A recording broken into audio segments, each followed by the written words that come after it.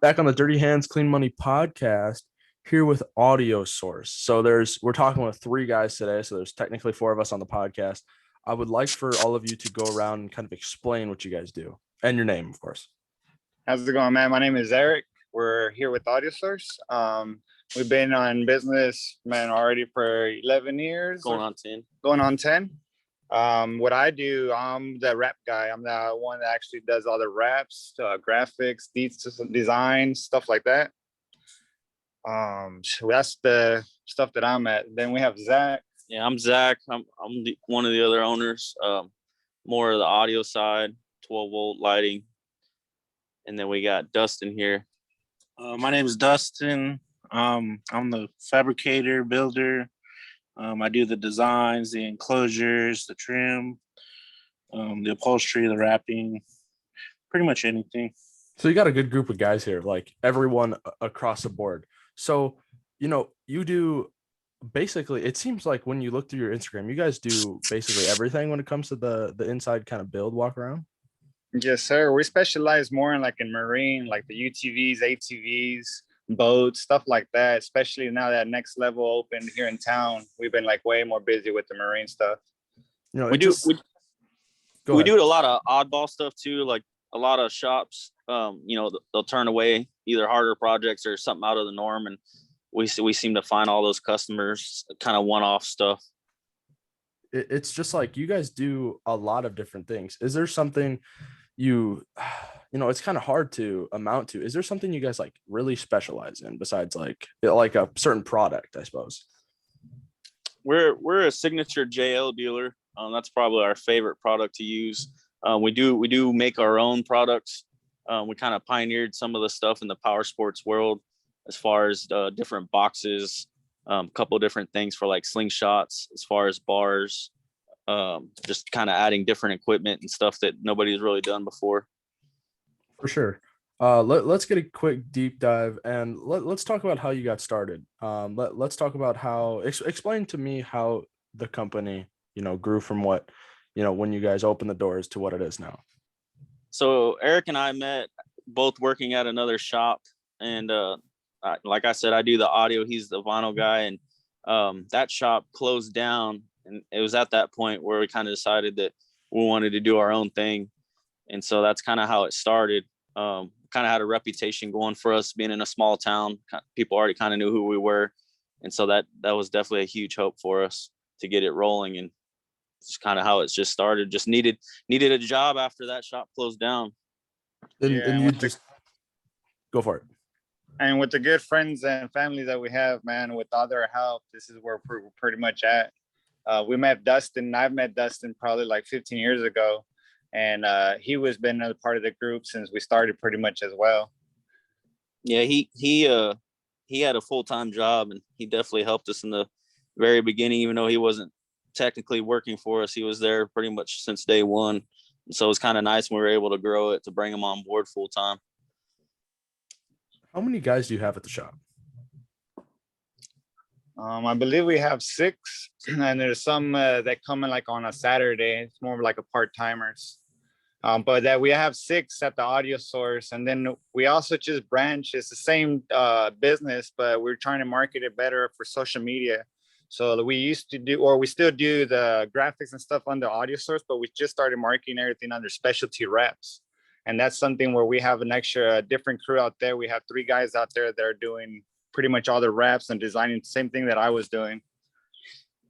So now hopefully we can outgrow this shop and go into a new shop and have both of the shops together. Of course. And it seems like you kind of do a handful of everything. Is there a different niche that you feel like you're going to expand into in the near future? Probably just keep going more with the power sports stuff. I know myself being in the industry for about 15 years, I felt like the power sports, nobody really wanted to touch it. And it was something we didn't really even want to touch ourselves, but we kind of jumped on it. Where I won't say the first or anything, but we're definitely at the beginning of that trend. And we've kind of grown into it. And we actually get builds from out of state for it. And so that would probably be something that we just keep going with for sure. And we've talked to Gabby Dunn about, her build.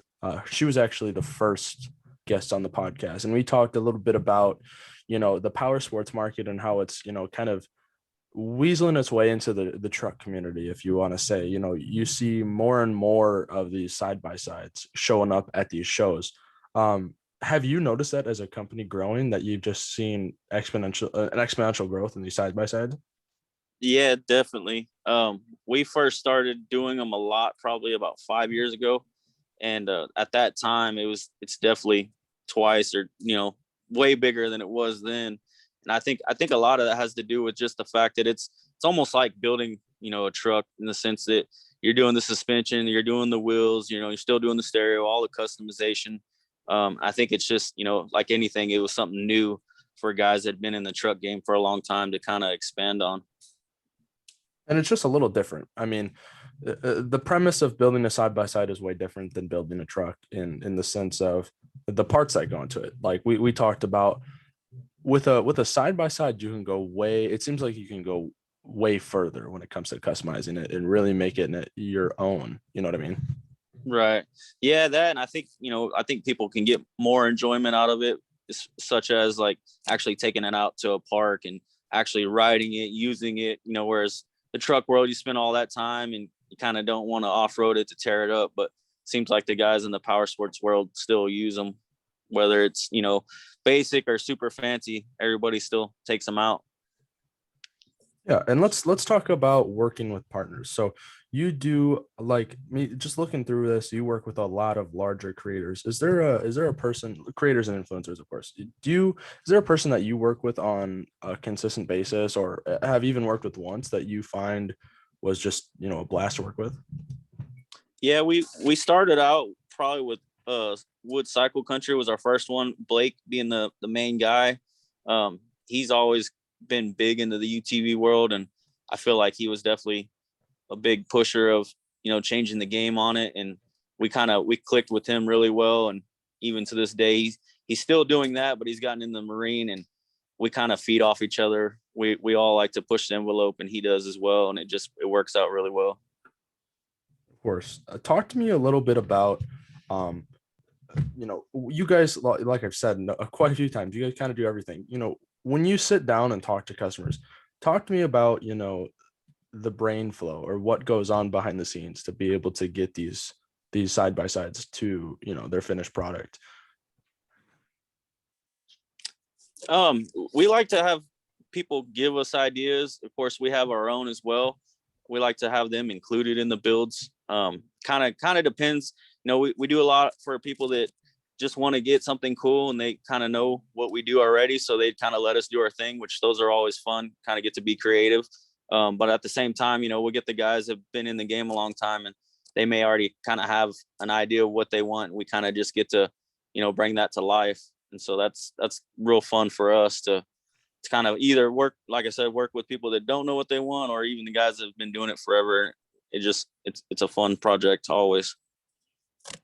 And I'm sure the part when you get to, shine the light on your talents and your skills is probably your best work. Am I right? Yeah, definitely. And that goes on both sides, whether it's the audio or the rapping. When our hands aren't tied, you just get to do what you want. It's definitely a lot more fun that way than getting held back, for sure. Is there any other, I guess, what sets you apart as a company compared to every other person? Because when it comes to, the audio space, there's quite a few people that, try to say that they're trendsetters. I think a lot of it has to do with just the quality, the way we install even the basic things such as just simply wiring. We always try to make everything clean and factory fit, factory finish, or at least as close as we can. And just try to take our time on every project and just make it as good as we can. Some of these builds are really, in depth. There's a lot of detail that go into some of these. What's a turnaround on some of these, larger builds when it comes to these side by sides? Really depends on parts, even more so with COVID now. when you do a big project such as some of the side by sides, I mean, there's a lot that goes into it. Everything for as far as tear down to, every aspect gets customized. The wheels, the cages, the wraps, the stereos, every part is, can be pretty intricate. We've done some pretty big builds, I would say, in as little as a week. I think the fastest one we ever had to do was actually like a 36-hour turnaround time for a Sema build. We had a couple other shops that didn't deliver, and so it kind of put us under the gun. And that's kind of the bad thing about the audio side. It's usually kind of like the last thing in a big build, and so any kind of deadlines come up, we're always one get short into the stick on time. But it's kind of nice. I feel like everybody at the shop, we all feed off each other. We all kind of have input on everything. Everything's try to do everything in a group fashion, and just kind of feed off of that. Talk to me a little bit about starting the business. What did you feel that was going to make you successful? How did you go into this endeavor thinking, okay, there's a lot of other people in the workspace. How am I going to set myself apart to make myself successful?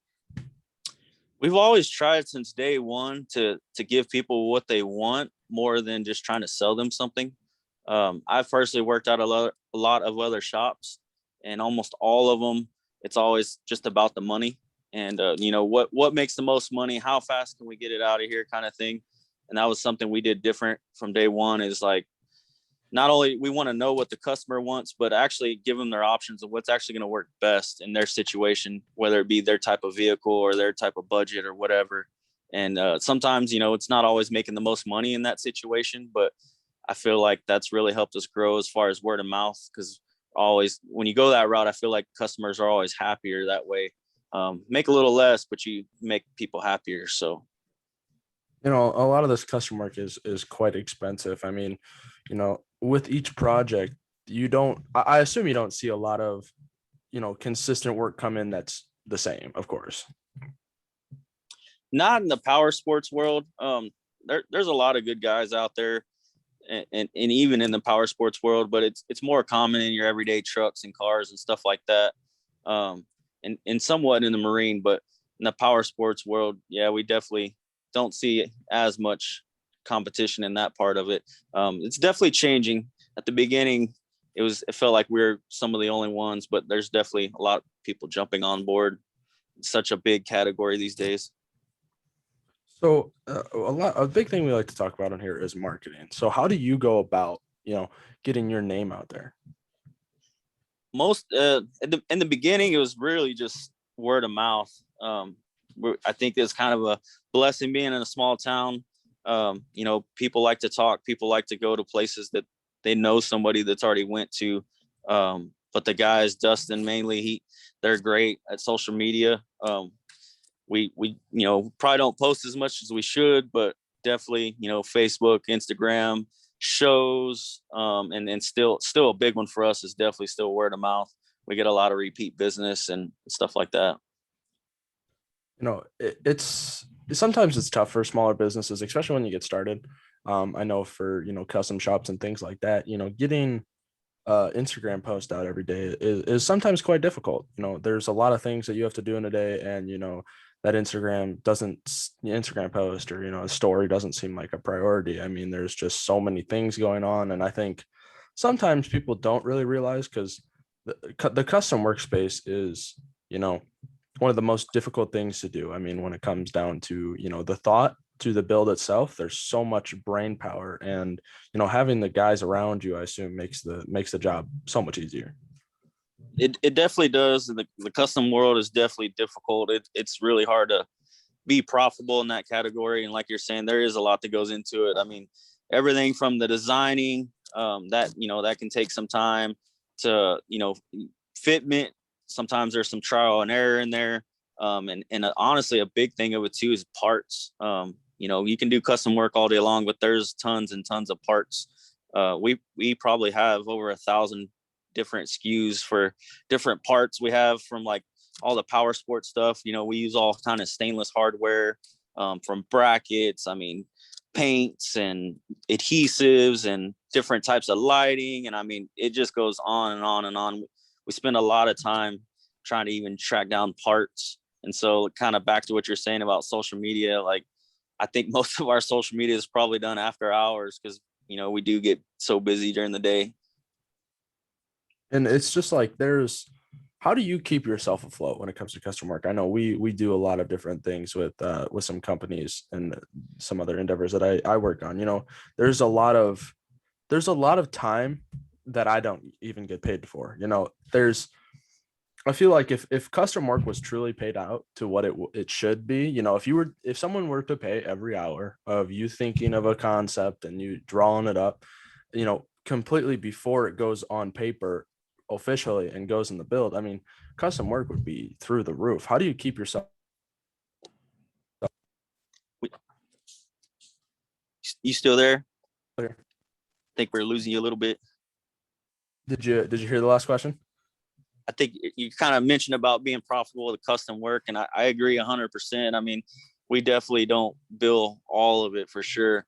I think part of it is kind of sticking with it, kind of gaining skills and kind of refining those skills to try to be a lot more efficient out of it. A lot of it's tooling, you know, always trying to invest in tooling to make you better, faster. It's definitely difficult. We definitely don't charge for all of it. I think it's something you got to kind of grow into. We definitely didn't do as much custom work when we started, and so I think that's a big thing. It's kind of like putting yourself out there, doing your best, and you know, as time goes by, you grow and you can kind of start slowly building more and more for it. But it's definitely always a challenge. You know, there's those days where you can do something and it may not fit right or may not be what you want. You know, you have to redo it or whatever the case may be, but it's definitely a challenge. You know, and it's sometimes you got to find that good bread and butter. I mean, some people want to completely go out there and start a custom shop. You know, the biggest thing with that, unless you got a good amount of capital behind you, it's going to be very difficult. You know, a lot of these guys started with a product that they sold and then it grew into a shop. You know, did you have something like that when you started? We didn't really have a product. I think for us, it was mostly like custom boxes just in general. It definitely weren't the custom boxes we do today, but they were fit right. They sounded good. And it kind of just started with that. We were able to kind of crank those out pretty quickly most of the time. And it's just been like a slow progression to get to the next level. And just, like I said earlier, just kind of pushing that envelope. And especially having Dustin, we have him just because he's very smart with the designing part. He pretty much runs the CNC, the laser machine, the saw table. He pretty much does all the fabrication pretty much real quick. Yeah, the design is huge. He's phenomenal at the designing, and that's like really the game changer in the custom work. The machines definitely help, but a lot of people think you may have a CNC or you have a laser machine and you can just hit the button and it pops out, but there's so much more into it, you know, as far as having the right settings, you know, having the right bits or the right materials. And so, I mean, even the designing is definitely a part of it, but even just programming the machines and running the machines is a whole nother animal in itself. And that's something that I think has a special talent, and Dustin has that talent is designing. And that's probably one of the biggest factors in the custom work, because it's, you know, you can have a guy that does custom work or two guys that do custom work, but you know, the work can be night and day difference, just because of the designing aspect of it.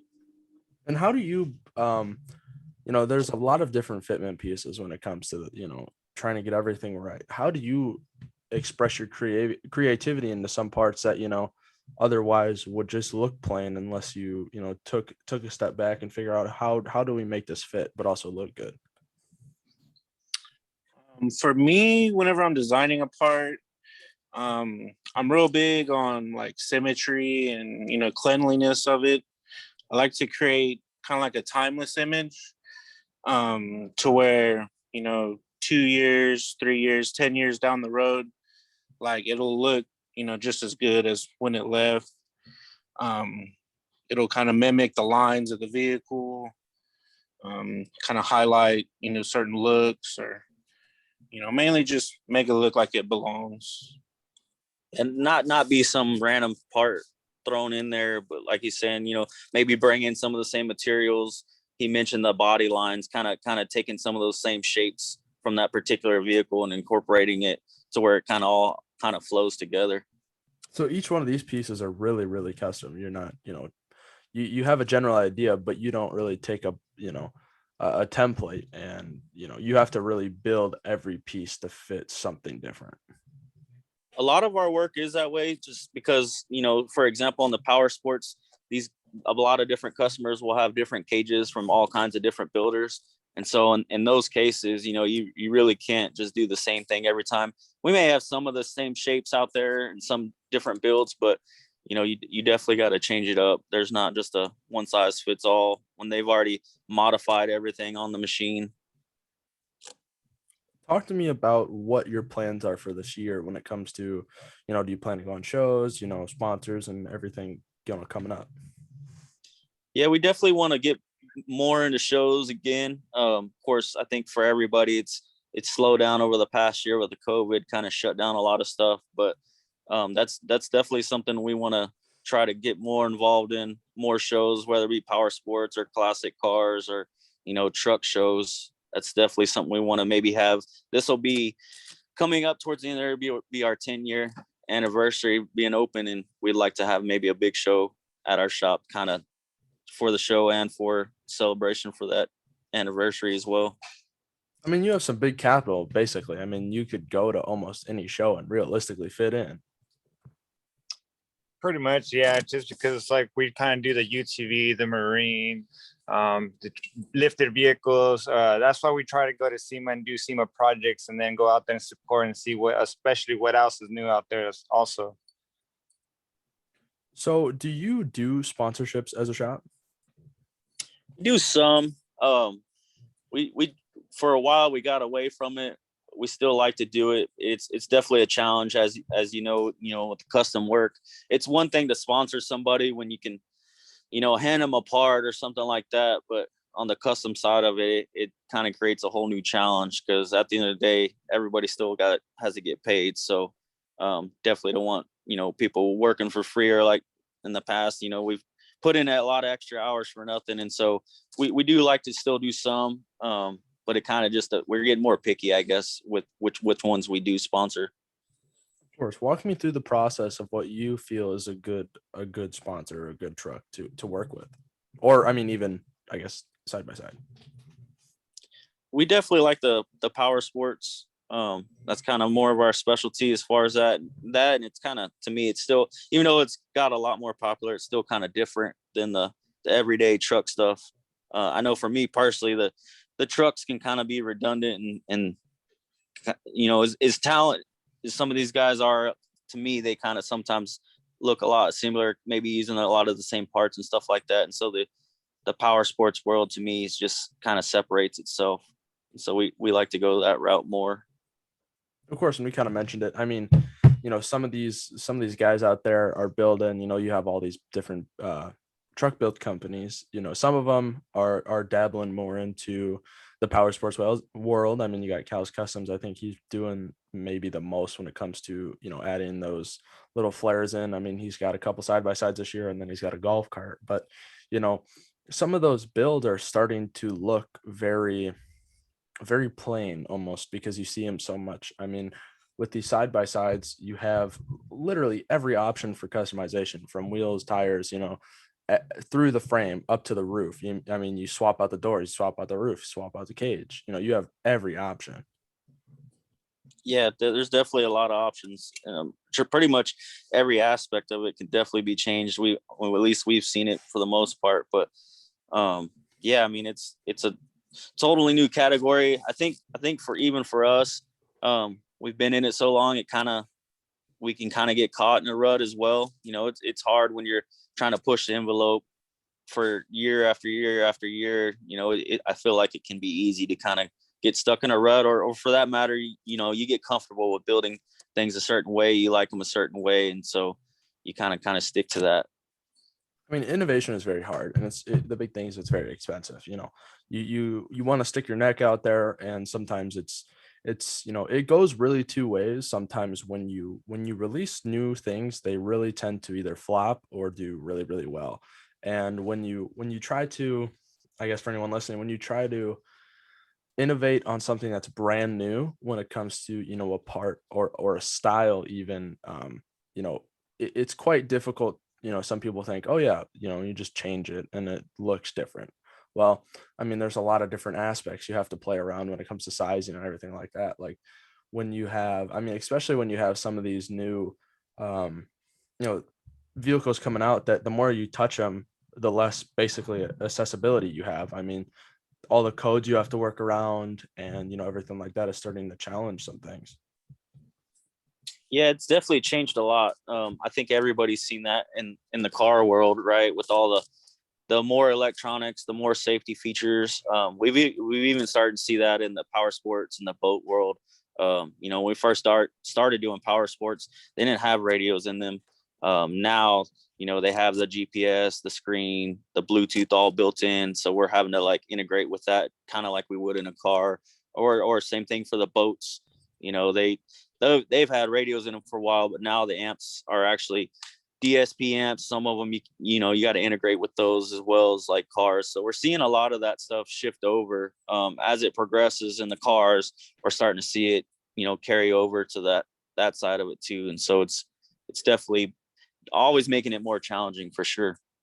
I mean, I think that's why realistically how I think about it is when the Tesla truck really actually comes out, I feel like is going to see a lot of interest, I think, up front, because people are going to have new platforms and new things to play around with. I mean, I've seen 30, 40 different renderings of, you know, the Tesla truck and, you know, on a, you know, fucking 30 by 16s and, you know, 14 inches in the air. And, you know, I think it's just going to, you know, you're going to be able to play around with it more. I think the big thing with that is having, you know, I personally would not touch it because of the electronics and things like that. Cause I'm sure when you get to, you know, I'm sure the batteries, I mean, they're put in a certain place for a reason and they're kind of built at the height and everything like that for a reason. I don't know necessarily if it's going to be like super robust when it comes to being able to customize it.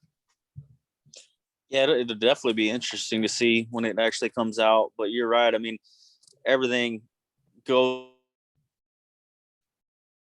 that way. There's always, you know, on the OEM side, they're definitely engineering everything for a reason, from fitment to tolerances to longevity. I mean, there's definitely, I think a lot of people forget how much time and effort goes into engineering, especially these days. You know, it's progressed a lot since 10 years ago or 20 years ago. And it's definitely a challenge. You can't just jump into it without really trying to take a lot of those things into consideration as well, even when you're doing the aftermarket stuff. And I think a lot of guys, including ourselves, you know, you think you might have it a certain way, and there's always that obstacle that you got to kind of overcome. Of course, going around the room, I want everyone to kind of talk me over their favorite build and what they contributed to it to make it, you know, really stand out. Man, my favorite build, and it might not be the favorite build for a lot of them, but it's a UTV that was called Thumper. That one was pretty cool. We went with the owner and got different ideas from different shops and stuff like that. That was also one of our SEMA builds that we pretty much stayed here overnight, plenty of hours on there from all the guys here at the shop, and even friends that came out and helped out because they seen us on Instagram staying at the shop till like 2, 3 in the morning. And they always wanted to see what we're always about, just because when they come to the shop, there's always something new here, something crazy. And everybody loves just seeing something different. So like pretty much what we do here is like, Thumper was one of our ones that I did most of the wraps on. We actually got some of the engine parts and made a full wrap camo with all the engine parts that the actual vehicle had sponsored for. But I think for Dustin, what was your favorite one, bro? For me, it was a side-by-side as well. It's called Bad Baby. It was a Razor 4-seater. It had fully painted custom wide body kit on it. And we did, I think it was 6 West Sounds 8-inch speakers down the middle, 4 Rev 10s, bunch of amps, bunch of batteries. But that was one of my first, or I don't know, First big build. within the first few big builds where I was actually building on it. So that was probably one of my favorites. I probably have a couple. I'd probably follow Eric on Thumper, and we at the same time we had High Limit. It was a Polaris Ranger, and those are that year. I believe it was 16. We went to SEMA with both of those. Just very unique, kind of more at the beginning of the explosion of the power sports. As far as everything about them, fully customized, really cool stereos. Those two are definitely my favorite, but I'd also have to say my next one was High Limit, which was a white and red Polaris Ranger. Just the details on that one is probably one of my favorites. I think that was at the beginning. We kind of played with some different materials that we were not quite used to, and just the way it came together, the details of it, the way it sounded, the way it looked. I mean, everything on it was just perfect. You guys kind of mentioned a lot about SEMA. What's your like normal rate of getting SEMA vehicles into your shop? We do several a year. I guess for at the beginning, one of the things I stayed away from personally from is SEMA as far as sponsorships. Being a new shop, it was just way too hard to do. You know, a lot of times when you do SEMA builds, I mean, if there's some shops out there billing for every hour, that's awesome. I feel like most of the time that's not the case. And so in the beginning, there's just no way we could really pull that off. And so probably for like the first 5 years, maybe 6 years, we just refused to do them. And so those couple of power sports builds in particular was kind of the first year that we started getting back into it. And I would say every year since that, we've had at least one vehicle there, whether it would have been a stereo or a wrap or something like that. But typically like 2 or 3 a year, we'll have done something to them. And I feel like that's probably about where we want to keep it. Like I had mentioned earlier, you know, we're usually the last stop for those. And so a lot of, as I'm sure you know, and everybody else in the SEMA world, you know, there's the SEMA crunch, the famous words that everybody talks about. And so I feel like I've seen a lot of shops fail that try to do more than a couple. And especially when you're at the end of the list, you know, it's like, you know, SEMA's coming up, you've known about it all year. You know, different aspects of the build taking longer for whatever reason. And so for us, it's almost impossible to really pull off more than one or two. There's been the occasion where mostly on the wrap side where we got to do them early and stuff like that we could take on more, but for the most part, you know, one or two is really all we like to mess with per year. I mean, it's kind of funny sometimes when you get down to like people, you know, the SEMA crunch or Daytona, whatever, you know, they get, you know, Daytona crunch, whatever, you know. I think the funniest thing about that is it's like the time responsibility, and it's like, you know, people are always stressing about, you know, I need to get this part in, I need to get this part in, and it's like you knew SEMA's the same time every year. I mean, with the exception of last year. Right.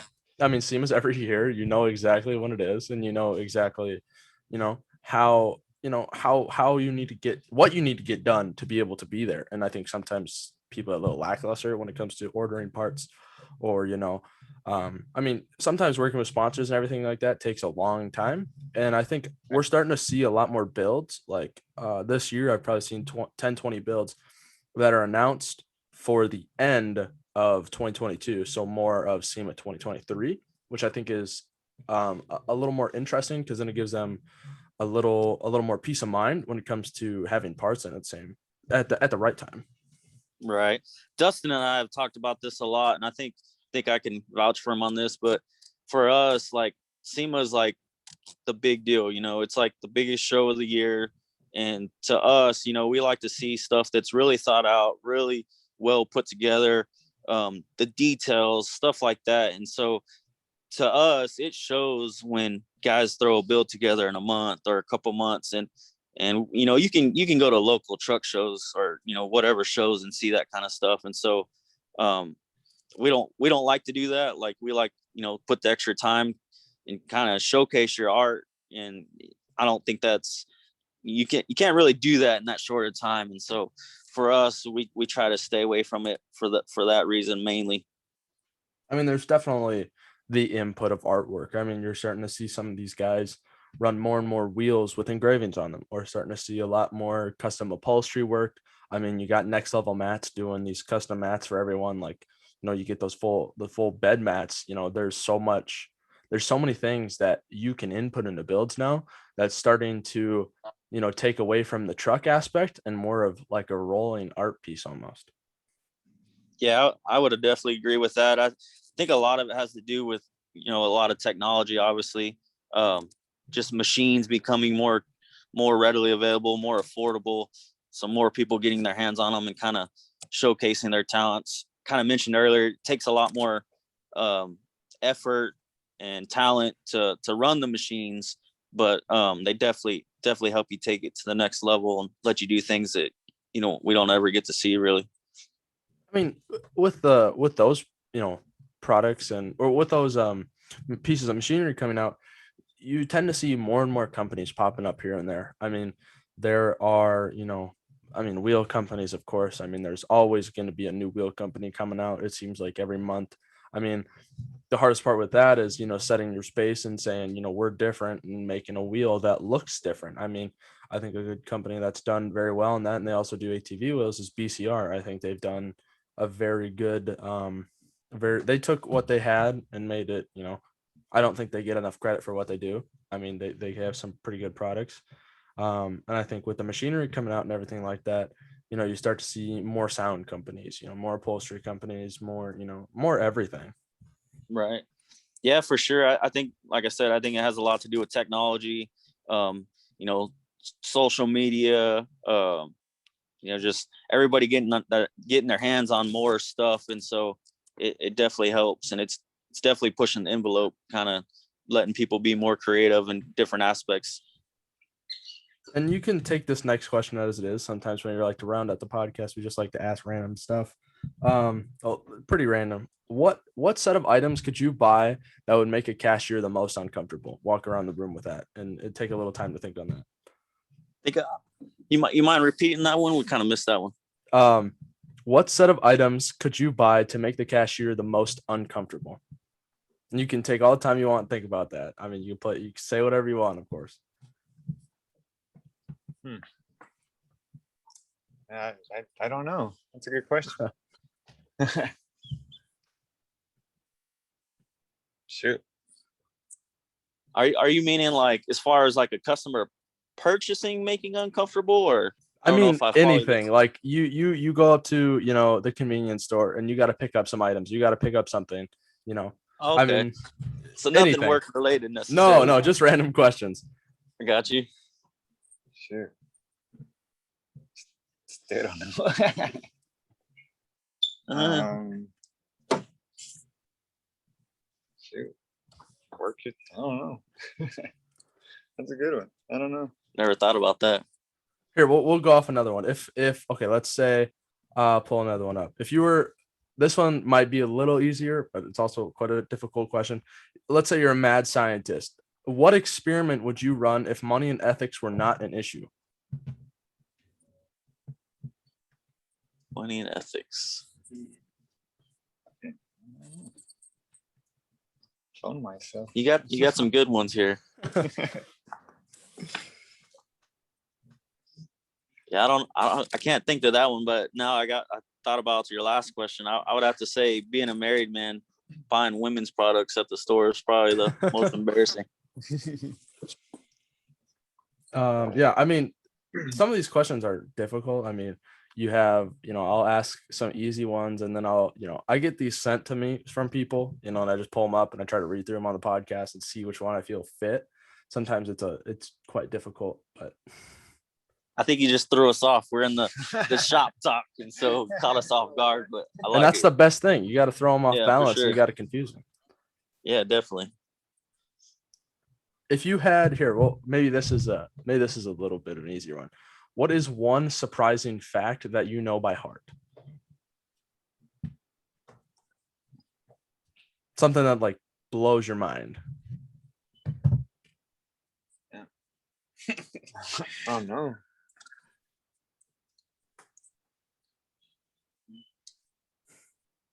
Next question. How about this? Here, we'll make it easier. What's your favorite color? I don't know. Yeah, blue.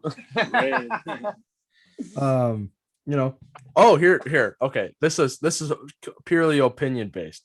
What is something that is popular now, but in 5 years will be completely embarrassed if you had something like this? I mean, you could even relate this to the truck and side by side world. Here, we'll break it down. What's a trend now that you think should die out? There we go. Trend now that should die.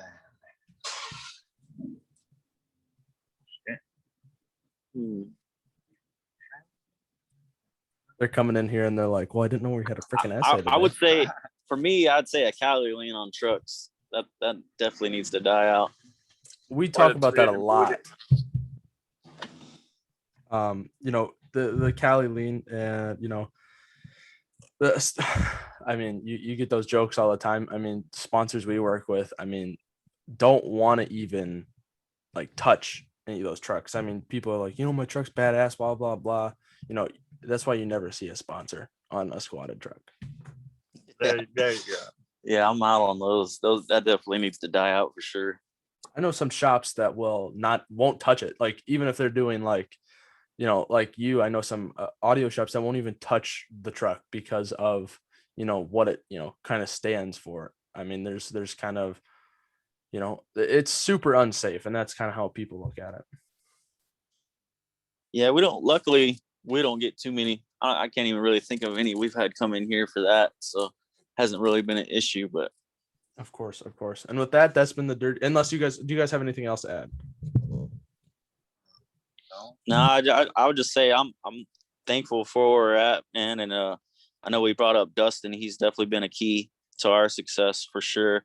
But we definitely got a good crew. I mean, we got, Eric had mentioned a couple other guys we have here, and we all feed off each other. And not everybody's the best at everything, but I feel like everybody in the shop has their specialty that they're really good at, and I think that's a huge success. Because in every build you're gonna have a fab part or set of parts. The stuff's still got to get wired. There's designing going into it, whether it be vinyl, any wrapping or anything like that. And, even the small stuff, even such as wiring. I think you see it a lot on the internet now. People really showcasing, how clean their wiring is and stuff like that. And every part of it's big, and it's not always glamorous, but all the whole picture, the whole build is important. And I think that's one thing we try to strive to do, is even the stuff you don't see be good and good quality. Of course. Let the guys know and the gals listening where they can find you and what you got planned for the future. Oh, well, you can find us here in New Braunfels, Texas. I don't know anybody that knows about Buc-ee's, but we're on the same exit, Buc-ee's, off of FM 306. Been here already in this location for like 6 years, and hopefully in the future we're planning to open a second store. Just like we were saying with this COVID, we're not sure what's really going to go down, but hopefully here in the future we can open our second shop. That's great to hear. Your Instagram and all your links will be linked down in the description. And with that, that's been the Dirty Hands Clean Money podcast. We appreciate you guys coming on today. Yeah, man. Thank you for your time. Yeah, thank you very much for having us, boss.